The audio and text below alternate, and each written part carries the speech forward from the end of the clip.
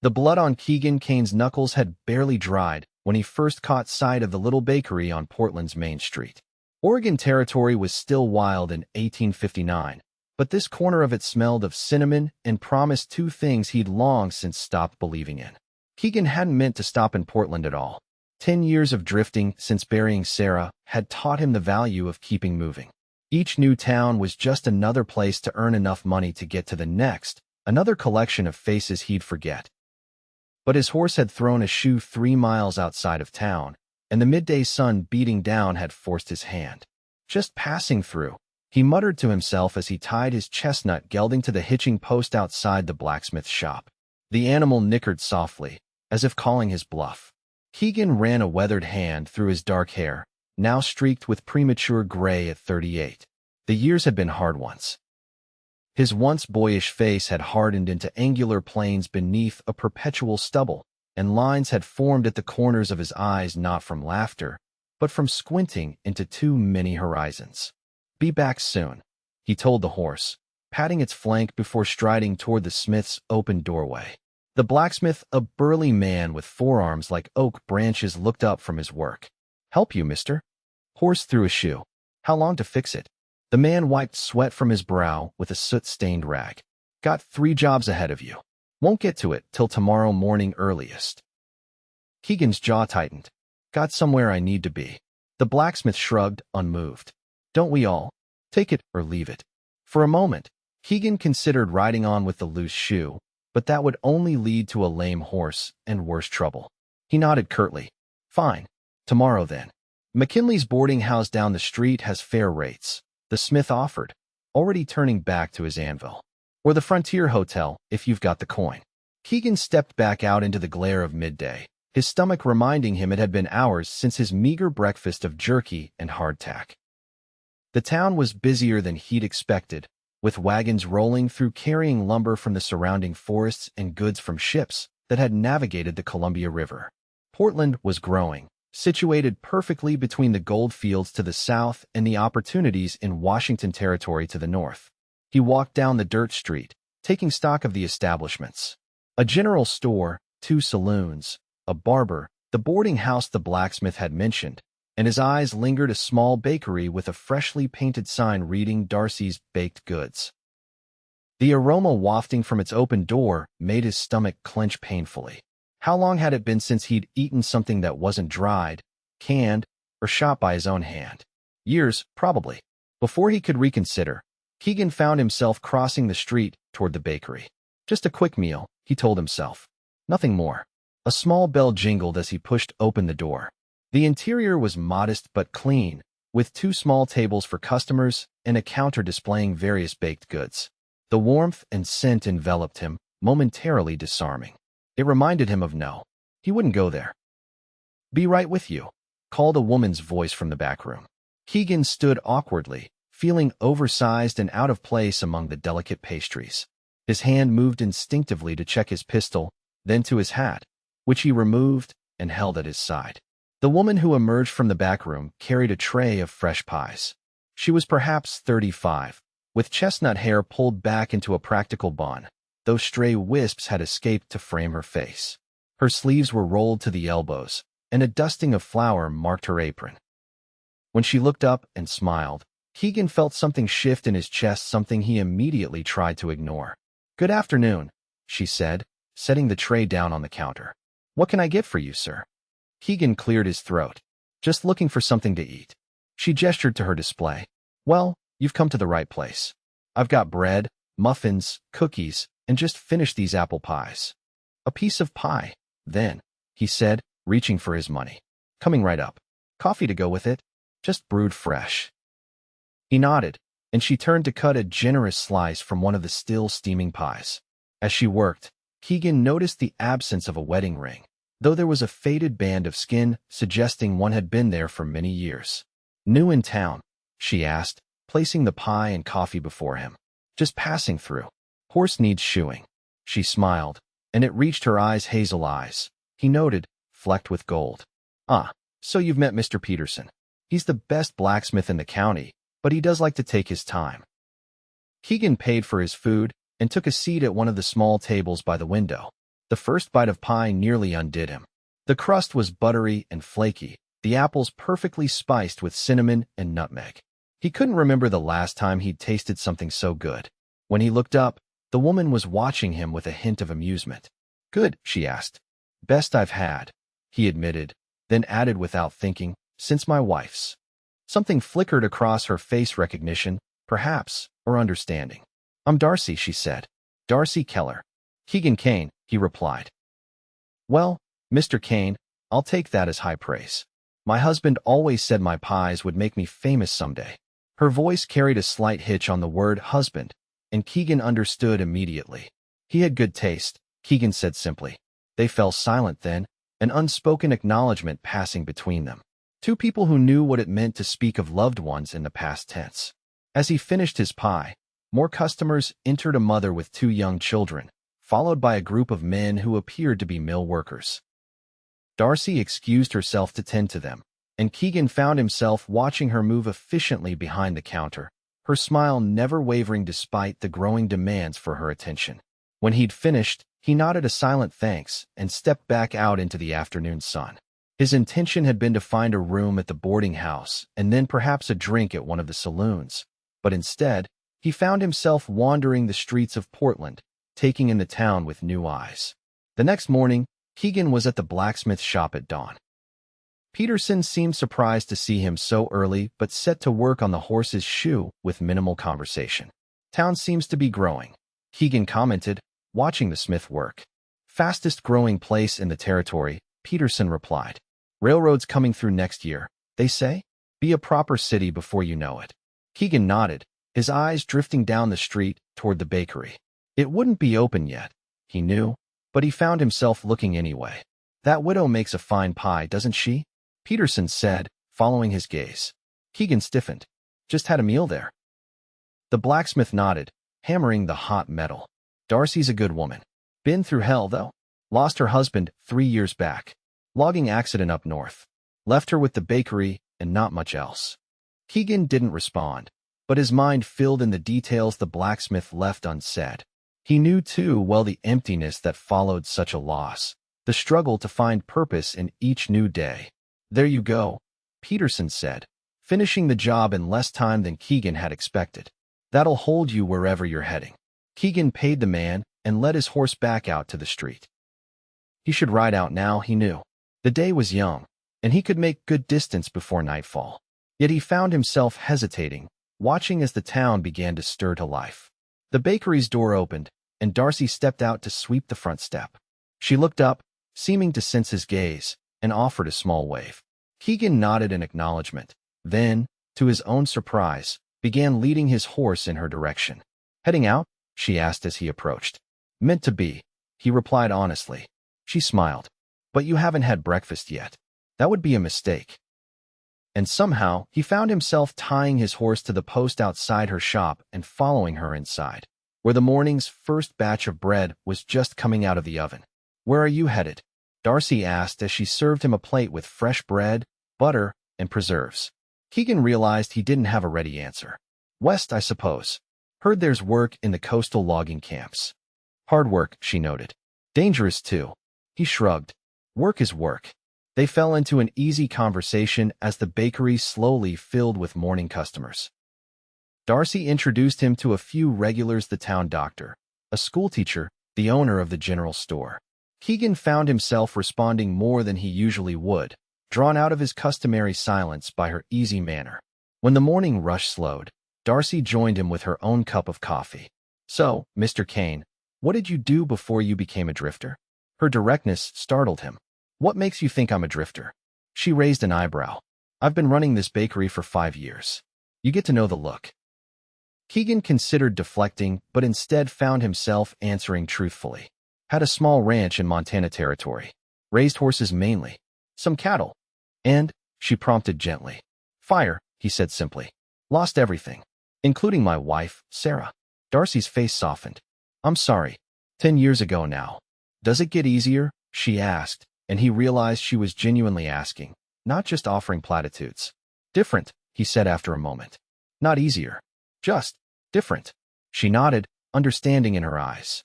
"Thomas, my husband, it's been 3 years. Some days I can almost forget for a minute or two. Then it hits all over again. The bakery was his. Ours, she corrected. He built it, I baked.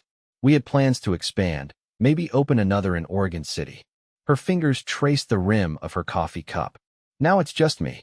The bell over the door jingled, and a well-dressed man entered. Keegan noticed how Darcy's expression changed subtly, becoming more guarded.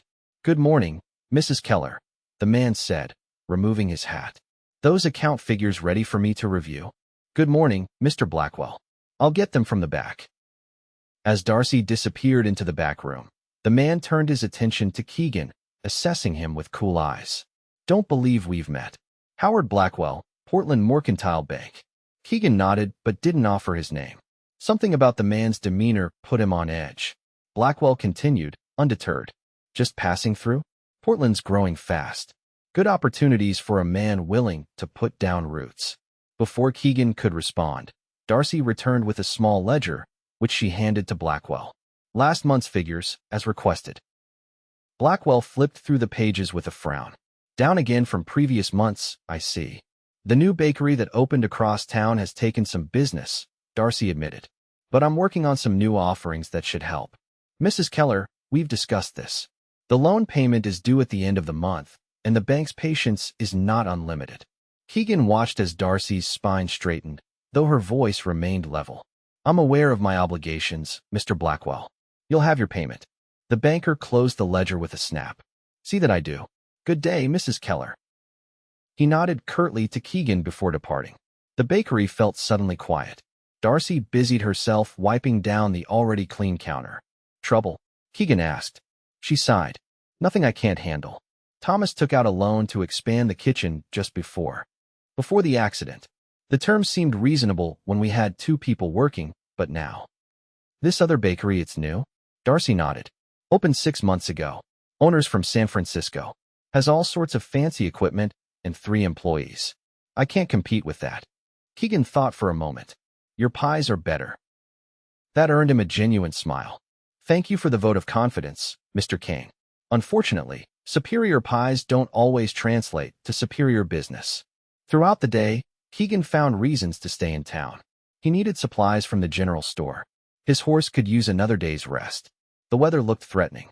By evening, he'd secured a room at the boarding house and found himself back at Darcy's bakery just as she was closing up. "You're still here," she observed, but didn't seem displeased. "Thought I might stay a day or 2, he said. "If that job offer is still open." Darcy looked confused. "Job offer? You mentioned needing help with morning deliveries." "I could do that." Her expression cleared. "Oh, I was just making conversation. I can't afford to hire anyone right now." "Not asking for pay," Keegan said. "Just a meal, and maybe some of that pie now and then." She studied him, clearly suspicious of his motives. Why would you do that? Keegan wasn't entirely sure himself. All he knew was that the thought of riding out of town tomorrow no longer appealed to him. "Let's just say I've been drifting long enough to recognize when it might be worth stopping for a spell." After a moment's hesitation, Darcy nodded. "All right, Mr. Kane. Report here at 4 tomorrow morning. I'll put you to work." And so began a routine that neither of them had anticipated. Each morning, Keegan would arrive before dawn to help Darcy with the heavy work stoking the ovens, lifting flour sacks, making deliveries to the hotel and restaurants that purchased her bread wholesale. In return, she fed him meals that reminded him what it meant to eat food made with care. In the afternoons, he found odd jobs around town helping the livery stable break new horses, assisting with building repairs, even spending a day helping the blacksmith when orders piled up. People came to know him, to nod in greeting as he passed on the street. It was a strange feeling after so many years of anonymity. But it was the evenings he came to treasure most, when the bakery closed and he would help Darcy clean up. They would talk as they worked, sharing pieces of their lives bit by bit. He told her about growing up in Pennsylvania, moving west as a young man, meeting Sarah when her wagon train passed through the town where he was working. She told him about her childhood in Missouri, coming to Oregon with her parents during the rush of '49, meeting Thomas when he delivered lumber to her father's construction business. 2 weeks passed this way, then a month. The loan payment to Blackwell was made, but just barely. Keegan could see the worry etched in Darcy's face as she counted out the coins late one night. There has to be a way to increase business, he said, watching her record the day's meager earnings in her ledger. I've tried everything I can think of, she replied. Lower prices, new recipes. Nothing seems to work. What about reaching new customers? The logging camps outside of town, the farms in the valley. Darcy looked up. I can barely manage the deliveries I have now. How would I reach them? I could do it, Keegan offered. Make a route, take orders, deliver once or twice a week. She shook her head. With what? I don't have a wagon, and your horse can't carry enough to make it worthwhile. Then we'll figure something out, he insisted. There has to be a way. The next day, Keegan visited every business in Portland, asking about wagons for sale or trade. By afternoon, he'd found a farmer willing to part with an old but serviceable delivery wagon in exchange for Keegan's help rebuilding his barn, which had partially collapsed during the winter. For the next 2 weeks, Keegan spent his days working on the barn and his evenings planning delivery routes with Darcy. They pored over a map of the surrounding area, marking potential customers and calculating how much product they could reasonably transport and still have it remain fresh. This might actually work, Darcy said one night, excitement creeping into her voice for the first time in weeks. Keegan looked up from the map to find her watching him with an expression he couldn't quite read. What? Why are you doing all this? She asked softly. He shifted uncomfortably. Told you. Just helping out. For pie, she challenged. You've put in enough work to buy every pie I'll bake for the next year. Keegan wasn't sure how to answer. The truth was, he didn't fully understand his own motivations. All he knew was that helping Darcy gave him a sense of purpose he hadn't felt in a decade. And when she smiled, really smiled, not the polite version she gave customers, something inside him that had been dormant for years stirred to life. I like it here, he said finally. And you make good pie. Darcy held his gaze for a moment longer, then nodded, accepting his explanation for now. Well, I'm grateful, whatever your reasons.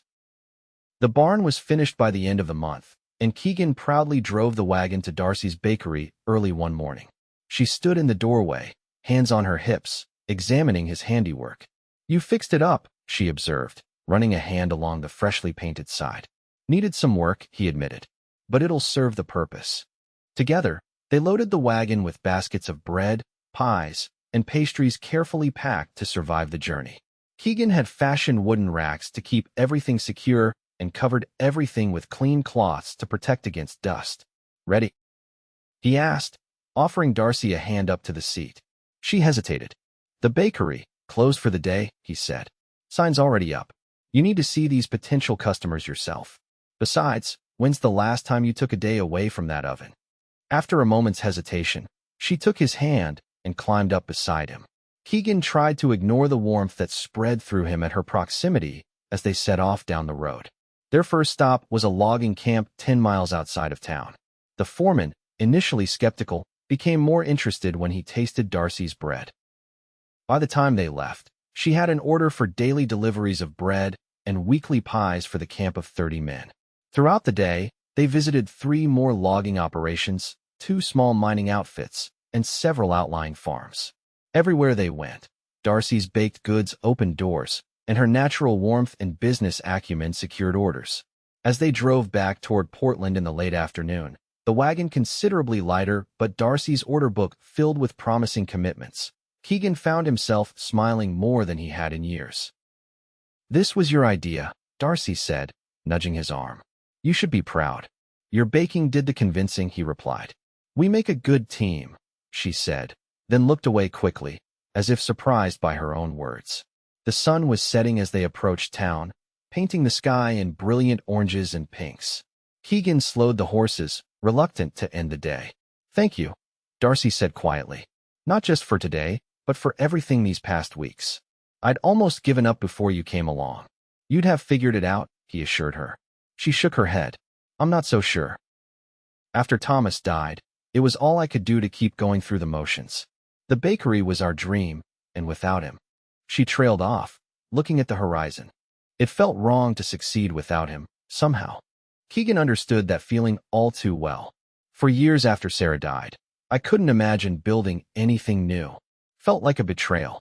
Yes, exactly, Darcy said, turning to look at him. When did that change for you? He met her eyes.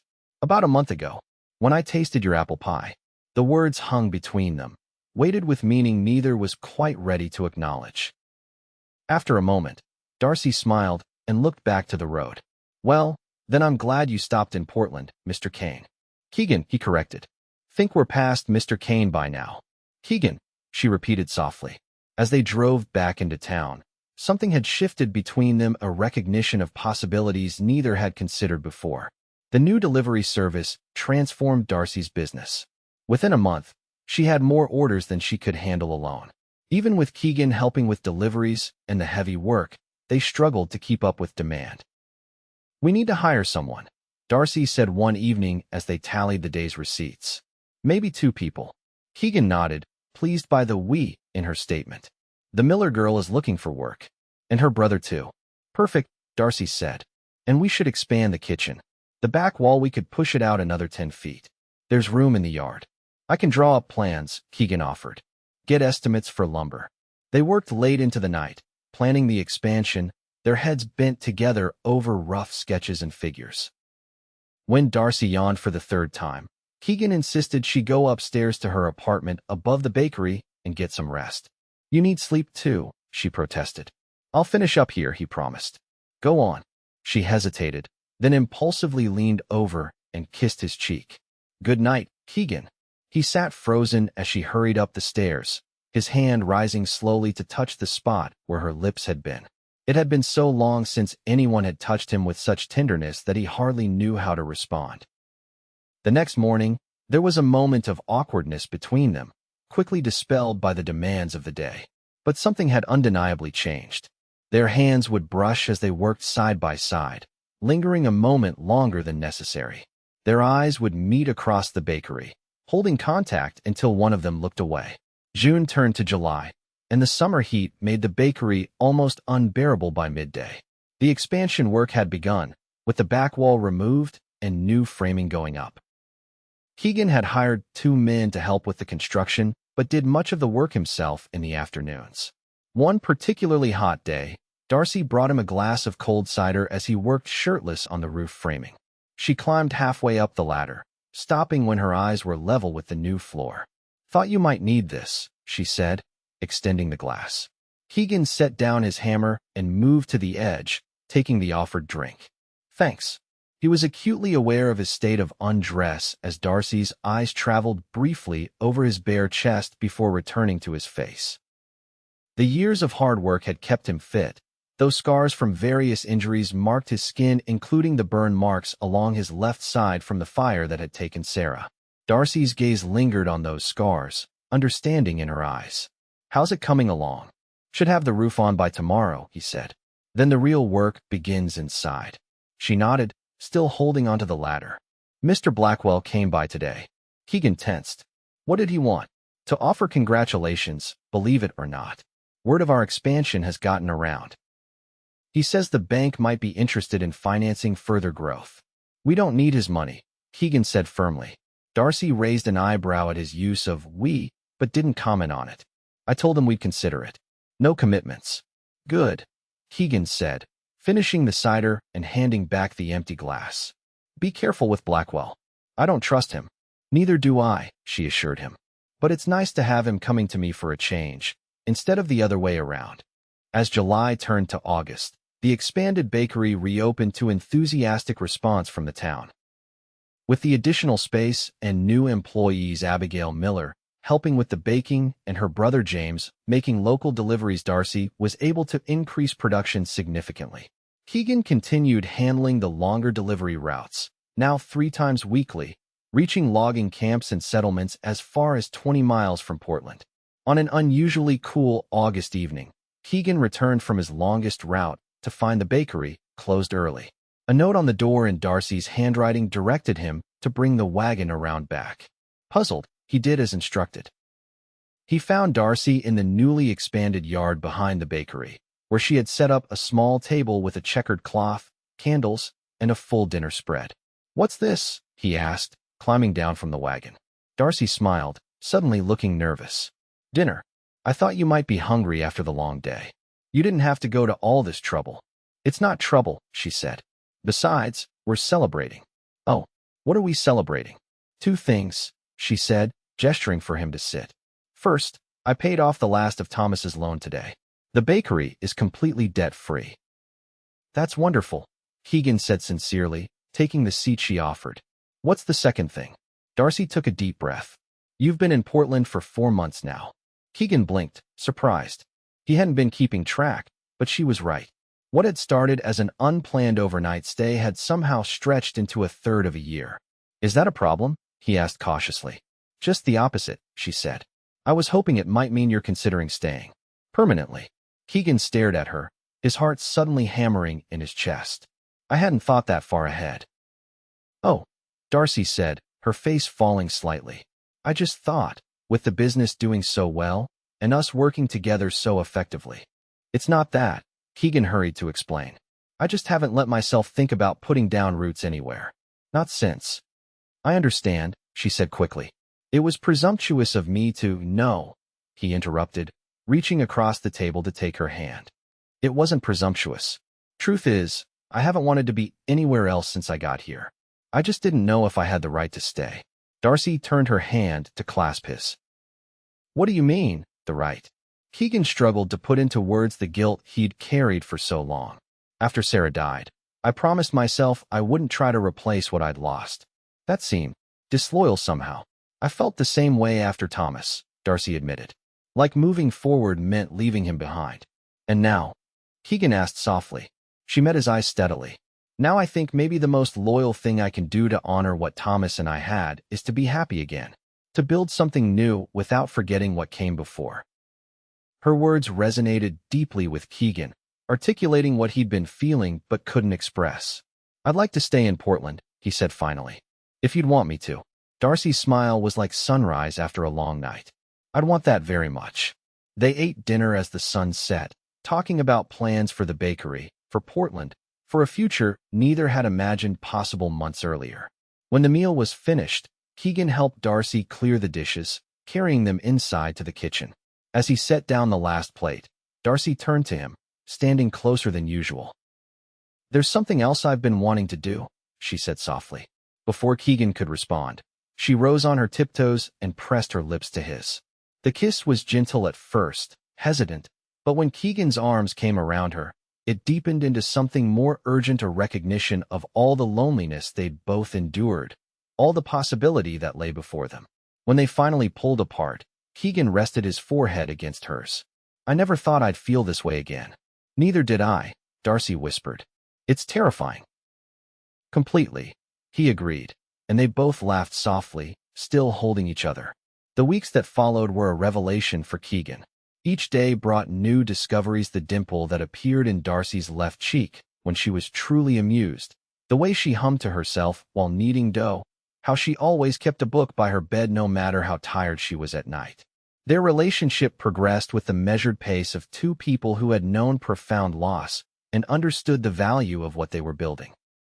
Keegan moved out of the boarding house and into a small cabin on the edge of town, close enough to be at the bakery before dawn, but far enough to give them both the space they needed. By September, however, the pretense of separate residences had become largely symbolic.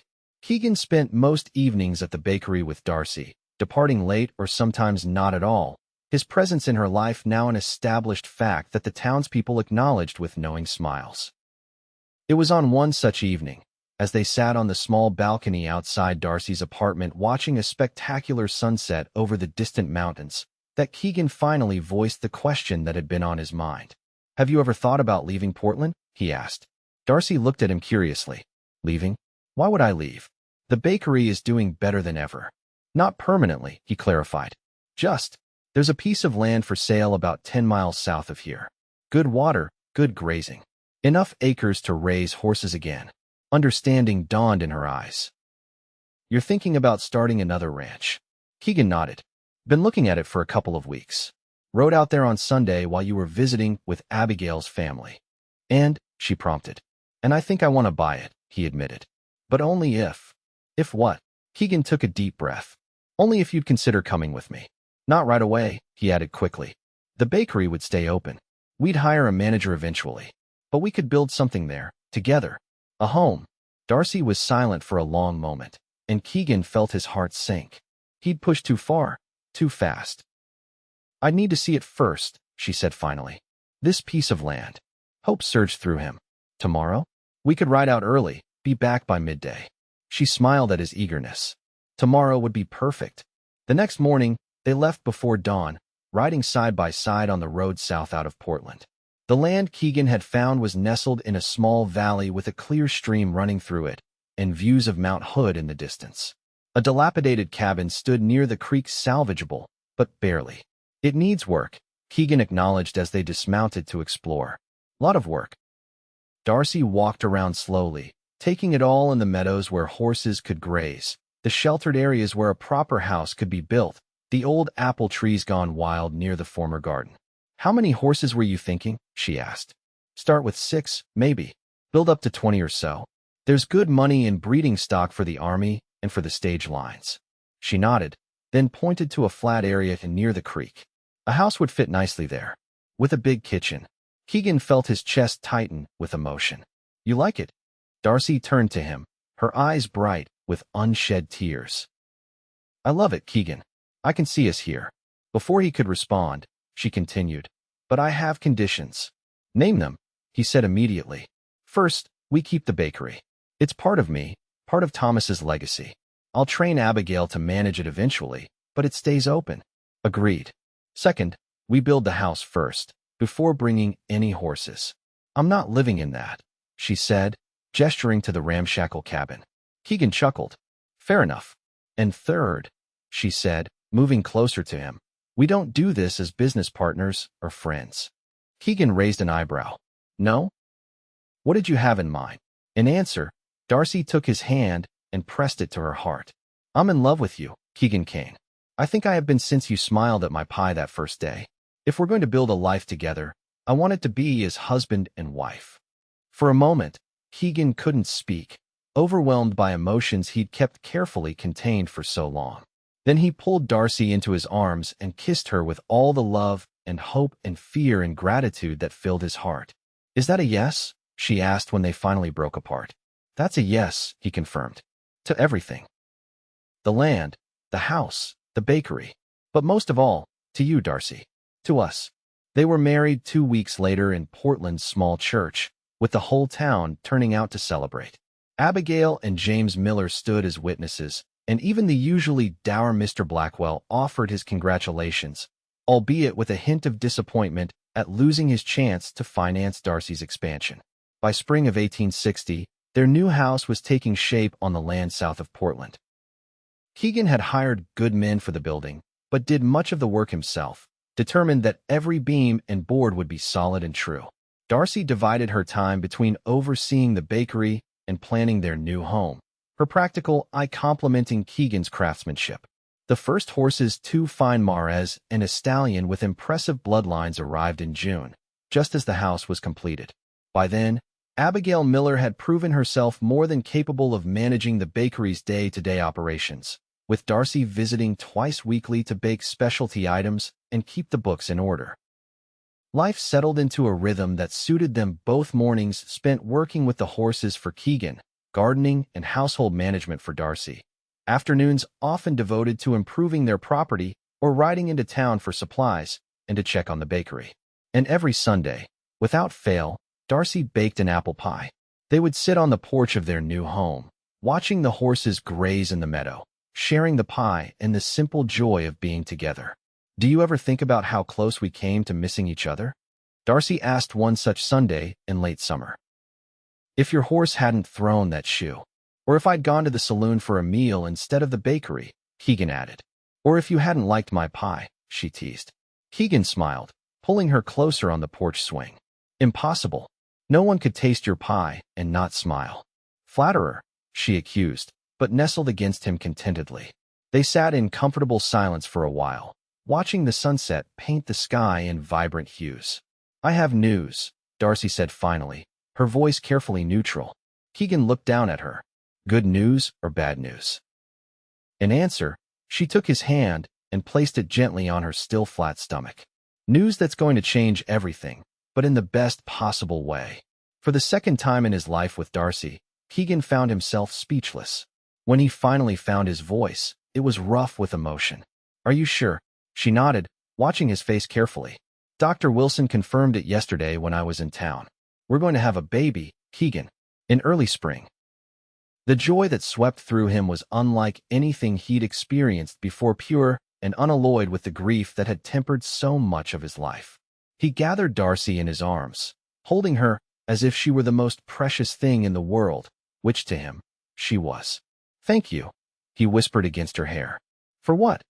she asked, pulling back to look at him. "For your pie," he said simply. "For making me smile again. For everything that's happened since." Darcy's eyes shone with tears of happiness. "We've come a long way from that first day in the bakery, haven't we?" "And we have even further to go," Keegan replied, his hand still resting protectively over the new life growing within her. Together, in March of 1861, as the first signs of spring appeared on their land, Darcy gave birth to a healthy son they named Daniel Thomas Kane. He had his father's dark hair and his mother's hazel eyes, and from his first moments, he was surrounded by love. As Keegan held his son for the first time, looking down at the tiny face that somehow combined the best of himself and Darcy, he thought about the winding path that had led him here. 10 years of drifting, 10 years of holding the world at a distance, all coming to an end because of a thrown horseshoe and a widow's pie. "What are you thinking?" Darcy asked from the bed, tired but radiant. "I'm thinking that sometimes the things we lose lead us to what we're meant to find," he answered, bringing their son back to her arms. "And that I'm the luckiest man in Oregon Territory." Darcy smiled up at him, making room for him to sit beside her on the bed. "We both got a second chance at happiness. Sarah and Thomas would be pleased, don't you think?" Keegan nodded, his throat tight with emotion. "I think they would." As the years passed, the Kane family and their enterprises prospered. The horse ranch grew in reputation, with Kane bred stock sought after throughout the Northwest. Darcy's bakery expanded to a second location in Oregon City, just as she and Thomas had once dreamed. And their family grew as well. Daniel was joined by a sister, Sarah, in 1863, and another brother, William, in 1866. Portland changed too, growing from a frontier town into a bustling city as the railroad arrived and commerce flourished. But through all the changes, Keegan and Darcy remained constants for each other, partners in every sense, their love deepening with each passing season. On the 10th anniversary of their meeting, Keegan arranged a special surprise. He closed the bakery for the day and set up a table in the exact spot where he'd first tasted Darcy's pie, decorating it with wildflowers and candles. When he led a blindfolded Darcy inside and removed the covering from her eyes, she gasped in delight. "You remembered." "How could I forget?" he said, pulling out her chair. "It was the day my life started again." They shared a meal much like their first: simple bread, cheese, and of course, apple pie. Their children were with Abigail and her family for the day, giving them a rare moment of solitude. "Sometimes I can hardly believe this is my life," Darcy said, looking around the bakery that had seen so much change. "That we found each other here, built all this together." Keegan took her hand across the table, running his thumb across the simple gold band he'd placed there nearly a decade ago. "Do you ever regret any of it?" "Not a single moment," she said without hesitation. "Though I do sometimes wonder what would have happened if you just kept riding that day." "I wouldn't have," Keegan said with certainty. "Even if the horse hadn't thrown a shoe, even if we'd met some other way or some other time. Some things are just meant to be."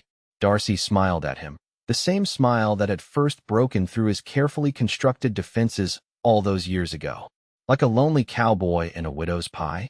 "Exactly like that," Keegan agreed, leaning across the table to kiss her softly. "Exactly like us." And as the afternoon sun slanted through the bakery windows, illuminating their joined hands on the table, Keegan Kane, once a drifter with no destination, now a man with roots as deep as the old oak tree in their front yard, knew with absolute certainty that he had found his way home at last.